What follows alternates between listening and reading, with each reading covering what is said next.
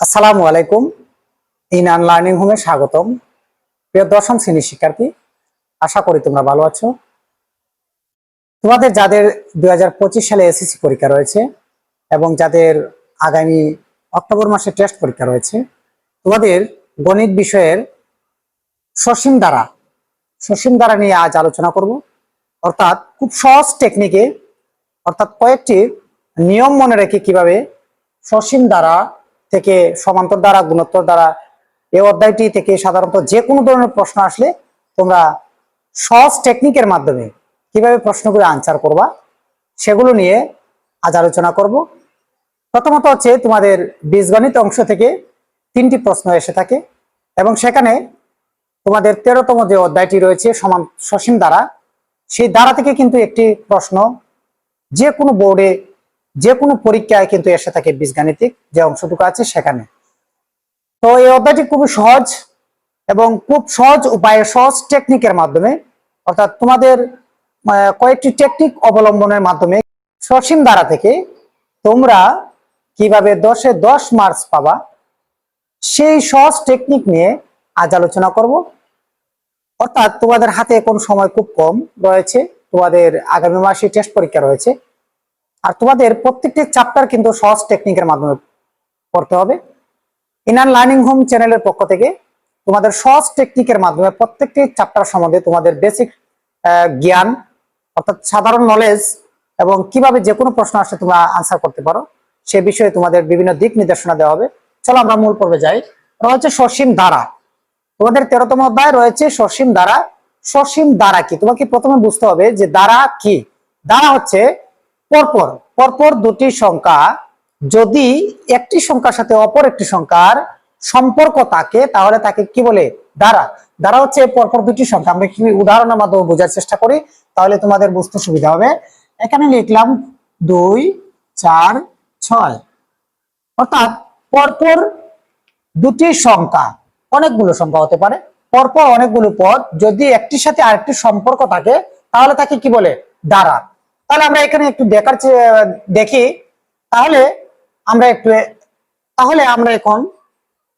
তাহলে তোমরা একটু দেখো যে পরপর একটি সংখ্যার সাথে আরেকটি সংখ্যার কি সম্পর্ক রয়েছে। দেখো এখান থেকে 2 এবং 4 এর মধ্যে পার্থক্য কত? 2, 4 এবং 6 তার মধ্যে পার্থক্য কত? 2। অর্থাৎ পরপর দুটি সংখ্যার ব্যবধান হচ্ছে 2।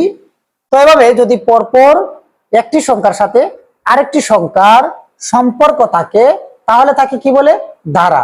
এখন আসি আমরা ধারা, সসীম ধারা, তোমাদের যে পাঠটি রয়েছে সেটি হচ্ছে সসীম ধারা। সসীম ধারা, ধারা মূলত কয় প্রকার? ধারা কয় প্রকার? ধারা আমরা জানবো। ধারা হচ্ছে তোমাদের যে পাঠগুলো রয়েছে সেখানে ধারা রয়েছে সমান্তর ধারা আর কি গুণোত্তর ধারা। অর্থাৎ সমান্তর ধারা আর কি, আর হচ্ছে গুণোত্তর ধারা।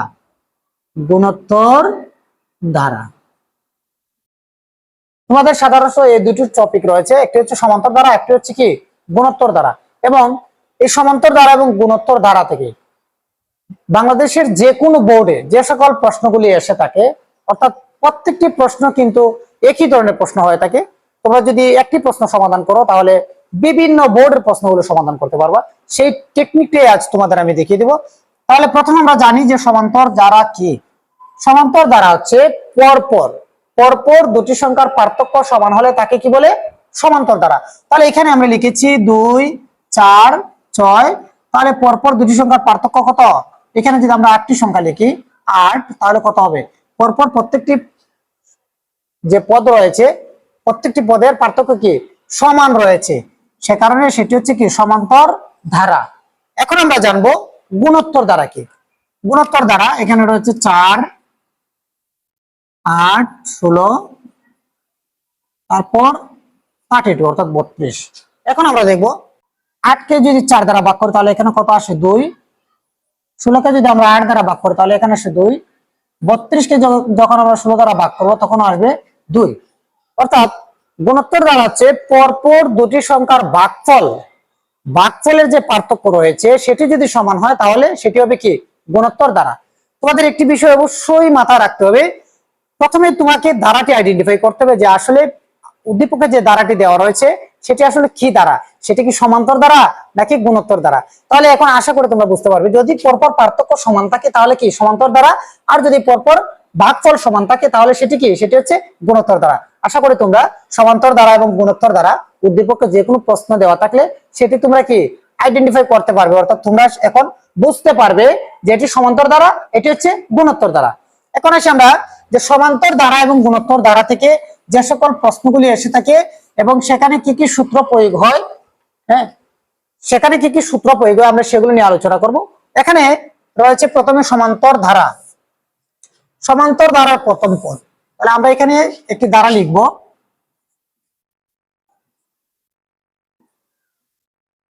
এটি কি ধারা, তোমরা নিশ্চয়ই উত্তর দিতে পারবে। এটি কি ধারা বলো তো, কি ধারা? 2 আর হচ্ছে 4, তার মধ্যে পার্থক্য কত? 2।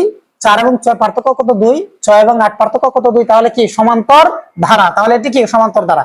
আশা করি তোমরা সমান্তর ধারা এখন সবাই বলতে পারবে কোনটি সমান্তর ধারা। সমান্তর ধারা, তাহলে ধারার এই যে প্রথম পদ, এই প্রথম পদকে প্রকাশ করা হয়ে থাকে এ দ্বারা, তাহলে সমান্তর ধারার প্রথম পদ হচ্ছে এ। এখন যে কোনো ধরনের সমান্তর ধারা থাক, সেটির প্রথম পদ কি হবে? এ। সেটির প্রথম পদ হবে এ, অর্থাৎ এ ইকুয়াল হচ্ছে 2, এ ইকুয়াল হচ্ছে 2, অর্থাৎ প্রথম পদ এ ইকুয়াল হচ্ছে 2। তারপর কি রয়েছে? তাদের পার্থক্য, অর্থাৎ তাদের মধ্যে যে ব্যবধানটি রয়েছে, যে সম্পর্ক রয়েছে, এটাকে বলা হয় অন্তর। এটাকে বলা হয় কি? অন্তর।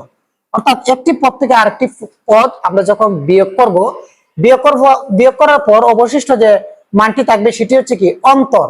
অন্তর মানে কি? অন্তর মানে হচ্ছে বিয়োগ, অর্থাৎ একটি সংখ্যা থেকে আরেকটি সংখ্যা বিয়োগ করলে যে মানটি থাকবে সেটি হচ্ছে অন্তর। তাহলে সমান্তর ধারার এই যে পাশাপাশি পার্থক্য, এই পার্থক্যের যত থাকবে, অর্থাৎ এখানে যদি 2 থাকে, এটার মধ্যে যদি 2 থাকে, প্রত্যেকটা জারি আমরা কি সমান থাকবে। কিন্তু এই সমান্তর ধারার ক্ষেত্রে আমাদের নির্ণয় করতে হবে সমান্তর ধারার সাধারণ অন্তর। তাহলে সাধারণ অন্তর কত? সাধারণ অন্তর হচ্ছে এখানে 2, অর্থাৎ 2। সমান্তর ধারার সাধারণ অন্তর হচ্ছে 2। আশা করি তোমরা সমান্তর ধারার প্রথম পদ এবং সাধারণ অন্তর কি সেটি বুঝতে পেরেছো। তারপর আসি আমরা কি, আর কি আসে? সমান্তর ধারা থেকে আসবে 10তম পদ নির্ণয় করো, 20তম পদ নির্ণয় করো, হ্যাঁ, তারপর 30তম পদ নির্ণয় করো, এই ধরনের প্রশ্ন আসবে। অর্থাৎ এ ধরনের শত শত প্রশ্ন বোর্ডে এসে থাকে। তোমরা যদি একটি প্রশ্ন সমাধান করতে পারো, তাহলে যত ধরনের যততম পদে পরীক্ষা আসুক না কেন তোমরা সেটি আনসার করতে পারবা। তাহলে সেটি করার জন্য তোমাদের কি করতে হবে? সেটির জন্য তোমাদের করতে হবে সমান্তর ধারার n তম পদ, একটি সূত্র রয়েছে, অর্থাৎ সমান্তর ধারার n তম পদের সূত্র হচ্ছে a প্লাস, অর্থাৎ n তম পদ ইকুয়াল হচ্ছে a plus n minus 1 into D. তাহলে n তম পদ, n কি? n হচ্ছে স্বাভাবিক সংখ্যা। এখন যদি তোমাকে প্রশ্ন করা হয় যে সমান্তর ধারার 5তম পদ কত, তাহলে হবে a plus 5 minus 1 into D. ঠিক আছে, অর্থাৎ a plus 5 minus 1 into D. এখন যদি তোমাকে প্রশ্ন করে যে সমান্তর ধারার 20তম পদ কত, তাহলে a plus 20 minus 1 into D. সমান্তর ধারার 30তম পদ কত, a plus 30 minus 1 into D. অর্থাৎ এই সূত্রের মাধ্যমে সমান্তর ধারার যততম পদ, অর্থাৎ যে কোনো ধরনের প্রশ্নে আসুক না কেন তোমরা সেটি সমাধান করতে পারবে। তাহলে তোমাদের জানতে হবে কি n তম পদ, n তম পদ সমান কি? a plus n minus 1 into D. এখন যদি তোমাকে আমি প্রশ্ন করি, তুমি বলো তো যে সমান্তর ধারার 6তম পদ সমান কত? নিশ্চয়ই তুমি উত্তর করতে পারবে যে সমান্তর ধারার 6তম পদ হচ্ছে a plus 6 minus 1 into D. Okay, তারপর যেটি রয়েছে সমান্তর ধারার n তম পদের সমষ্টি, অর্থাৎ সমান্তর ধারা থেকে যে কোনো ধরনের প্রশ্ন আসলে সাধারণত কি দেওয়া থাকে? যে সমান্তর ধারার 20তম পদ নির্ণয় করো, অথবা সমান্তর ধারার 20তম পদের সমষ্টি নির্ণয় করে থাকো, অথবা 10তম পদের সমষ্টি নির্ণয় করো থাকো, এই ধরনের রিলেটেড প্রশ্নগুলো এসে থাকে। তাহলে তুমি একটি সমষ্টি যদি নির্ণয় করতে পারো, তাহলে যে কোনো ধারা থেকে তুমি সমষ্টি নির্ণয় করতে পারবা। তাহলে এই সমষ্টি নির্ণয়ের ক্ষেত্রে তোমাকে কি করতে হবে? সমষ্টি নির্ণয়ের ক্ষেত্রে তোমাকে অবশ্যই সমষ্টির সূত্রটি কি মুখস্থ করতে হবে, অর্থাৎ সূত্রটি তোমার জানতে হবে। তাহলে সমান্তর ধারার n তম পদের সমষ্টি কি? n তম পদের সমষ্টি হচ্ছে n/2 into 2a plus n minus 1 into d। আমরা এখানে আবার একটু লিখি সূত্রটি। n তম পদের সমষ্টি সমষ্টির ক্ষেত্রে অবশ্যই এস এন হবে, এস এন ইকুয়াল হচ্ছে n by two into two a plus n minus one into b. অর্থাৎ এই সূত্রটি তোমাকে কি করতে হবে, মুখস্থ করতে হবে। তাহলে এন তম পদের সমষ্টি।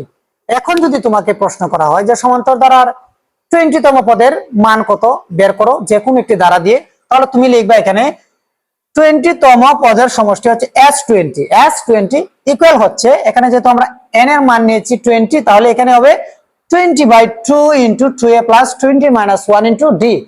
এখন যদি তোমাকে প্রশ্ন করা হয় যে সমান্তর ধারার 10 তম পদের সমষ্টি কত, তাহলে ইজিলি তুমি সেটি আনসার করতে পারবে যে 10 তম পদের সমষ্টি S10 মানে 10 S10। ঠিক আছে, তাহলে 10/2 into 2a plus 10 minus 1 into D. অর্থাৎ এই সূত্র প্রয়োগের মাধ্যমে তুমি সমান্তর ধারার সমষ্টি নির্ণয় করতে পারবে। তোমাদের আমি দেখিয়ে দিব পরবর্তীতে n তম পদের সমষ্টি, অর্থাৎ একটি একটি অঙ্ক তোমাদের সমাধান করে সহজ টেকনিকের মাধ্যমে তোমরা যাতে যে কোনো ধরনের n তম পদ অথবা n তম পদের সমষ্টি রিলেটেড প্রশ্ন আসলে তোমরা সেটা আনসার করতে পারো, সেটি তোমাদের দেখিয়ে দিব উদাহরণের মাধ্যমে। আমরা এখন সূত্র নিয়ে আলোচনা করছি, অর্থাৎ তোমাদের বেসিক বিষয়গুলো যেগুলো তোমাদের জানা প্রয়োজন, যেগুলো তোমরা জানা না থাকলে সাধারণত কোনো প্রশ্নে আনসার করতে পারবে না, আমরা সেগুলো নিয়ে এখন আলোচনা করছি। পরবর্তীতে তোমাদের n তম পদের সমষ্টি এগুলো নিয়ে তোমাদের উদাহরণের মাধ্যমে অর্থাৎ অঙ্কের মাধ্যমে তোমাদের বুঝিয়ে দিব। তারপর রয়েছে কি, তারপর রয়েছে গুণোত্তর দ্বারা। এখন আমরা জানবো গুণোত্তর দ্বারা কি। নিশ্চয়ই তোমাদের মনে আছে গুণোত্তর দ্বারা কি। গুণোত্তর দ্বারা কি, পরপর যদি কোন সংখ্যার ভাগফল সমান হয় এবং তাদের যে পার্থক্যটা রয়েছে সেটি যদি সমান থাকে তাহলে তাকে কি বলে, গুণোত্তর দ্বারা। তাহলে আমরা এখানে একটি গুণোত্তর দ্বারা লিখি, এখানে লিখবো আমরা 8 প্লাস 16 প্লাস 32। ঠিক আছে, এটি একটি কি গুণোত্তর দ্বারা। দেখো 16 কে যদি আমরা 8 দ্বারা ভাগ করি তাহলে তার পার্থক্য কত, 2।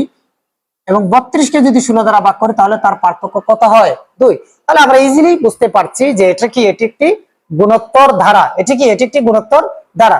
গুণোত্তর ধারার ক্ষেত্রে সমান্তর ধারার ক্ষেত্রে কি, সমান্তর ধারার ক্ষেত্রে নির্ণয় করতে হয় সাধারণ অনুপাত অর্থাৎ পার্থক্য, ডিসটেন্স। ঠিক আছে, ডি। সাধারণ অন্তর, বিয়োগফল নির্ণয় করতে হয়। কিন্তু তোমাদের মনে রাখতে হবে যে গুণোত্তর ধারার ক্ষেত্রে যেহেতু সেটি ভাগফল আমরা পাই, তাহলে সেখানে কি লিখতে হবে, সাধারণ অনুপাত অর্থাৎ রেশিও বার করতে হবে। অর্থাৎ আমরা এটিকে এটি দ্বারা ভাগ করছি, 16 আর হচ্ছে কত 8, তাহলে এখানে আসছে কত 2। অর্থাৎ এটার যে পার্থক্যটা এটা আসছে 2, তাহলে এটার বের করতে হবে কি সাধারণ অনুপাত। তাহলে সমান গুণোত্তর দ্বারার সাধারণ অনুপাতকে কি দ্বারা প্রকাশ করা হয় এটি তোমাদের মনে রাখতে হবে। অর্থাৎ গুণোত্তর দ্বারার সাধারণ অনুপাত হচ্ছে আর। গুণোত্তর দ্বারা রিলেটেড কোনো প্রশ্ন আসলে তোমাকে অবশ্যই সেখানে কি বের করতে হবে, সাধারণ অনুপাত। আর সমান্তর দ্বারায় কি করতে হবে, সাধারণ অন্তর। আর গুণোত্তর দ্বারার প্রথম পদ এবং সমান্তর দ্বারার প্রথম পদ উভয় পদকে কিন্তু প্রকাশ করা হয় থাকে এ দ্বারা। আশা করি তোমরা সেটি বুঝতে পারছো। তাহলে আমরা এখন দেখব যে গুণোত্তর দ্বারার n তম পদ। আমরা পূর্বে সমান্তর দ্বারার n তম পদ সমান জেনেছি কি a plus n minus 1 into D. এখন আমরা জানবো গুণোত্তর দ্বারা যদি থাকে কোনো প্রশ্নে তাহলে তার n তম পদ সমান কি হয়। তাহলে গুণোত্তর দ্বারার n তম পদ হচ্ছে, গুণোত্তর দ্বারার n তম পদ হচ্ছে n তম পদ ইকুয়াল হচ্ছে a আর n মাইনাস 1। ঠিক আছে, গুণোত্তর দ্বারার n তম পদ সমান কি, গুণোত্তর দ্বারার n তম পদ সমান হচ্ছে a আর n মাইনাস 1। এখন যদি তোমাকে এখানে প্রশ্নে আসে যে 10 তম পদ কত, অর্থাৎ গুণোত্তর দ্বারার 10 তম পদ, তাহলে তুমি কি লিখবা, a আর 10 মাইনাস 1 অর্থাৎ a আর 9। ঠিক আছে, এখন যদি তোমাকে এখানে দেওয়া থাকে যে গুণোত্তর দ্বারার 8 তম পদ কত, তাহলে তুমি কি লিখবা, a আর 8 মাইনাস 1 অর্থাৎ কত, a আর 7। তোমাকে যদি এখন প্রশ্ন করা হয় যে কোনো গুণোত্তর দ্বারায় যে গুণোত্তর দ্বারার 4 তম পদ কত, তাহলে তুমি কি লিখবা, অর্থাৎ 4 তম পদ 4 তম পদ হচ্ছে a r 4 minus 1, a r 4 minus 1 equal কত, a আর কিউব। ঠিক আছে, আশা করি তোমরা বুঝতে পারছো। যদি বলে গুণোত্তর দ্বারার দ্বিতীয়তম পদ কত, তাহলে 2 তম পদ, 2 তম পদ কত, a আর 2 মাইনাস 1, 2 মাইনাস 1, তাহলে 2 থেকে 1 গেলে কত থাকবে, 1। অর্থাৎ এটা সমান হবে, যেহেতু পাওয়ার 1 হিসেবে থাকে তাহলে এখানে আর কোনো পাওয়ারের প্রয়োজন নেই, অর্থাৎ 2 তম পদ হচ্ছে a আর। আমরা একটু লিখি এখানে, কয়েকটি লিখি, তাহলে তোমাদের একটু বুঝতে সুবিধা হবে। প্রথম পদ, গুণোত্তর দ্বারা প্রথম পদ এ, তাহলে গুণোত্তর দ্বারার দ্বিতীয় পদ কত? দ্বিতীয় পদ হচ্ছে এ আর। তাহলে তৃতীয় পদ কত? তৃতীয় পদ হচ্ছে এ আর স্কয়ার। চতুর্থ পদ কত? এ আর কিউব। পঞ্চম পদ কত? এ আর 4।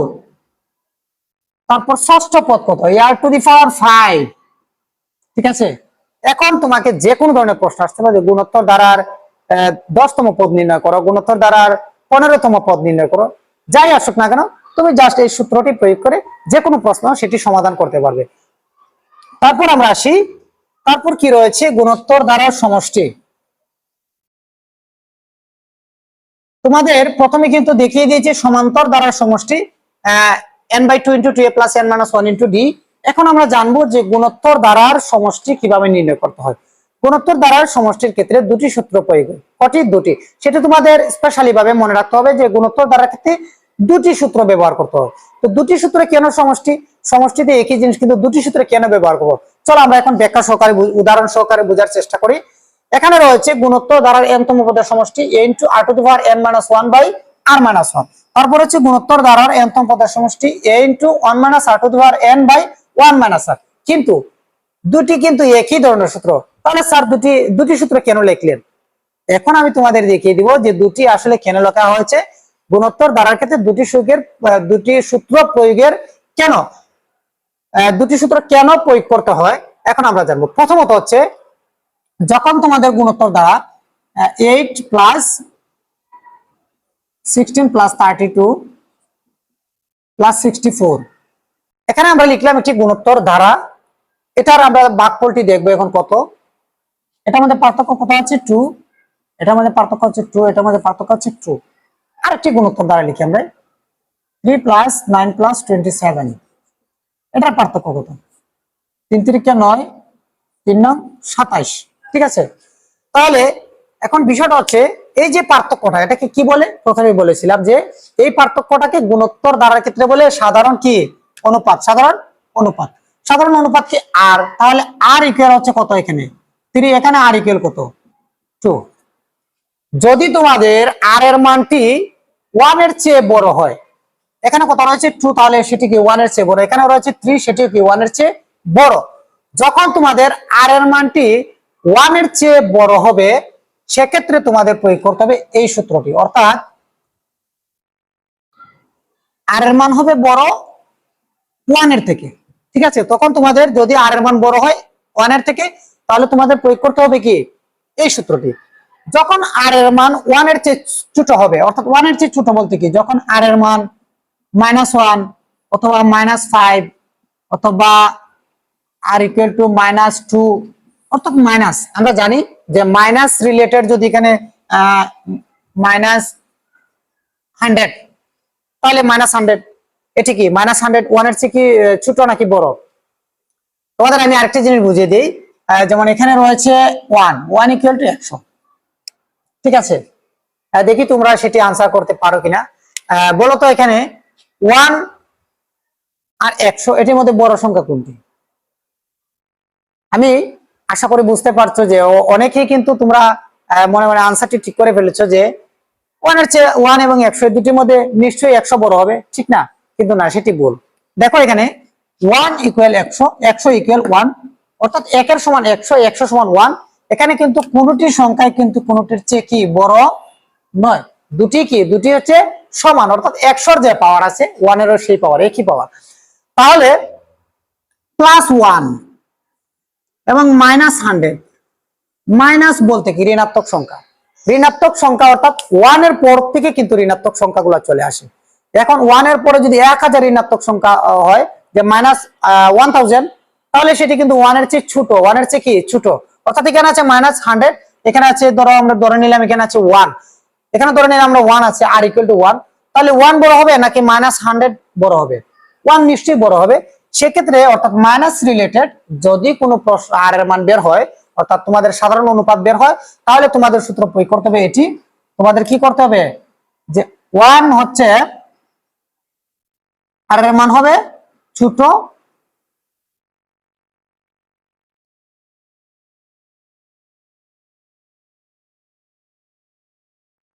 ওয়ান এর থেকে আর এর মান কি হবে, ছোট হবে। ওয়ান এর থেকে যখন আর এর মান ছোট হবে, অর্থাৎ তোমাদের সাধারণ অনুপাত যখন ওয়ান এর চেয়ে ছোট হবে, তখন এই সূত্র ব্যবহার করতে হবে। যখন আর এর মান তোমাদের ওয়ান এর চেয়ে বড় হবে, ওয়ান এর চেয়ে বড় যে কোনো সংখ্যা আসলে তোমরা সমষ্টির ক্ষেত্রে এই সূত্রটি প্রয়োগ করবে, এবং ওয়ান এর চেয়ে ছোট মাইনাস রিলেটেড যে কোনো ধরনের আর এর মান যখন সবাই আসবে, অর্থাৎ সাধারণ অনুপাত আসবে, তখন তোমাদের সূত্র ব্যবহার করতে হবে এটি। তো এই সূত্রগুলি দিয়ে তোমাদের দেখিয়ে দিব যে এই দুটি প্রশ্নই সমাধান করলে সাধারণত বোর্ডে যে সকল প্রশ্নগুলো এসে থাকে, সকল প্রশ্নগুলা কিভাবে সমাধান করা যায়। তো এই সহজ টেকনিকের মাধ্যমে তোমাদের কিন্তু সসীম ধারা চ্যাপ্টারটি ফুল একটি চ্যাপ্টার তোমরা সম্পূর্ণ করতে পারবা, এবং দেখবা অনেকগুলি অঙ্ক তোমরা সাধারণত কি সমাধান করতে পারবা। এখন আমরা দেখি আর কি রয়েছে। ধারার আরো বিভিন্ন কিছু সূত্র রয়েছে যেগুলা থেকে বোর্ডে প্রশ্ন আসে। ধারার আরো বিভিন্ন সূত্র রয়েছে যেগুলো থেকে বোর্ড পরীক্ষায় বিভিন্ন প্রশ্ন এসে থাকে। তো সেই সূত্রগুলো তোমাদের জানা প্রয়োজন, যেহেতু তোমরা বোর্ড পরীক্ষায় অংশগ্রহণ করবা, কিংবা তোমাদের বোর্ড পরীক্ষায় বিভিন্ন ধরনের প্রশ্ন এসে থাকে, সে কারণে অর্থাৎ ধারার সমষ্টি এবং এনতম পদের বাইরেও কিছু প্রশ্ন এসে থাকে যেগুলো বিভিন্ন বোর্ডে এসেছে, সেগুলো তোমাদের বুঝিয়ে দিব। যেখানে যে সকল সূত্রগুলো থেকে সাধারণত কি প্রশ্নগুলো এসে থাকে। প্রথমত রয়েছে ধারার আরো বিভিন্ন সূত্র। এন সংখ্যক স্বাভাবিক সংখ্যার বর্গের সমষ্টি। বর্গের সমষ্টি হচ্ছে n into n plus one,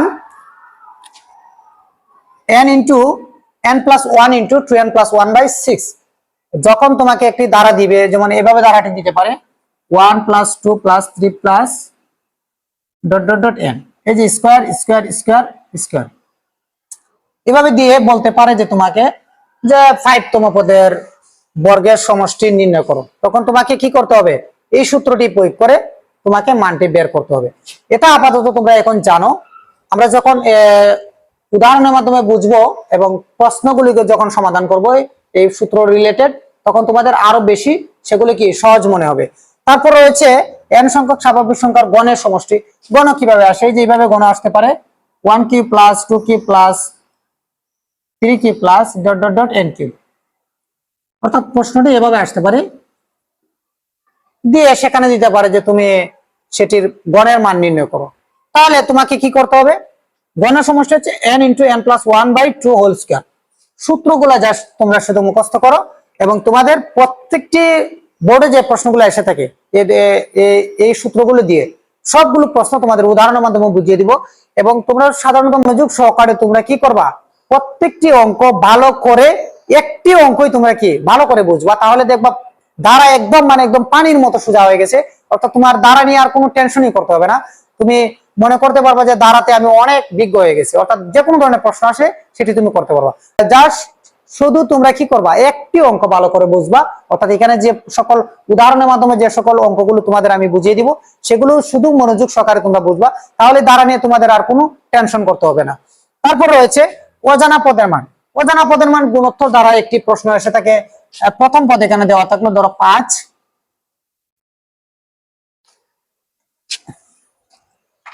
প্রথম পদ দেওয়া থাকে এভাবে 5, তারপরে x plus y plus z, তারপর হচ্ছে ধরো এখানে 16।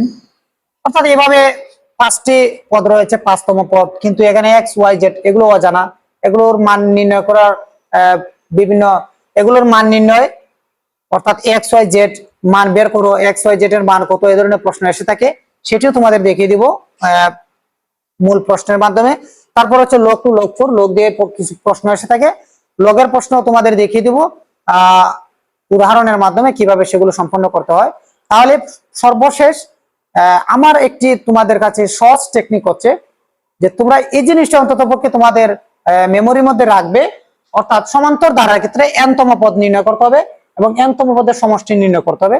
সমান্তর ধারার প্রথম পদ a, তারপর সমান্তর ধারার সাধারণ অন্তর বের করতে হবে। এই হচ্ছে সমান্তর ধারা। আর এতটুকু যদি জাস্ট তোমার জানা থাকে এবং সূত্রগুলো জানা থাকে, তাহলে অবশ্যই তোমরা যে কোনো অঙ্ক সমাধান করতে পারবা। গুণোত্তর ধারার ক্ষেত্রে কি তার পার্থক্যটা হচ্ছে কি, অনুপাত, সাধারণ অনুপাত। অনুপাতকে কি দ্বারা প্রকাশ করা হয়ে থাকে, আর দ্বারা। এবং n তম পদের সমষ্টি, সেখানে দুটি সূত্র রয়েছে। আর এর মান বড় হলে সূত্রটি হবে a into r to the power n minus 1 by r minus 1, এবং আর এর মান যখন ছোট হবে তখন a into 1 minus r to the power n by 1 minus 1। তারপর কি রয়েছে, এই যে n সংখ্যক স্বাভাবিক সংখ্যার বর্গের সমষ্টি, এই সূত্রগুলো তোমরা কি করবে, মুখস্থ করবে। এই অংশটুকু যদি তোমরা বুঝে থাকো, তাহলে তোমাদের পরবর্তী অংশে যখন তোমাদের উদাহরণের মাধ্যমে প্রত্যেকটি অঙ্ক সমাধান করে দিব, আশা করি তোমরা অনেক ভালো বুঝতে পারবে এবং তোমাদের বোর্ড কুইকশনে যে কোনো ধরনের প্রশ্ন আসলে তোমরা সেটি সমাধান করতে পারবে। আগামী পর্বে দেখা হবে তোমাদের এই উদাহরণ নিয়ে, অর্থাৎ গুণোত্তর দ্বারা, সমান্তর দ্বারা, এই সকল প্রশ্ন নিয়ে। ধন্যবাদ সবাইকে। ইনান লার্নিং হোম চ্যানেল থেকে তোমাদের সহজ টেকনিকের মাধ্যমে কিভাবে গণিতে ভালো রেজাল্ট করা যায়, যারা গণিতে দুর্বল রয়েছে, যারা অঙ্ক অনেকেই কিন্তু বুঝে না, এটি একটি সমস্যা। তো যারা অঙ্ক কম বুঝে, তোমাদের জন্য ইনান লার্নিং হোম চ্যানেলের পক্ষ থেকে এভাবে প্রত্যেকটি অধ্যায় সহজ টেকনিকের মাধ্যমে, অর্থাৎ একটি অঙ্ক করে তুমি কিভাবে সম্পূর্ণ চ্যাপ্টারটি কমপ্লিট করতে পারো, সেই বিষয়ে বিভিন্ন দিক নির্দেশনা দেওয়া হবে। ধন্যবাদ সবাইকে, ভালো থাকবেন।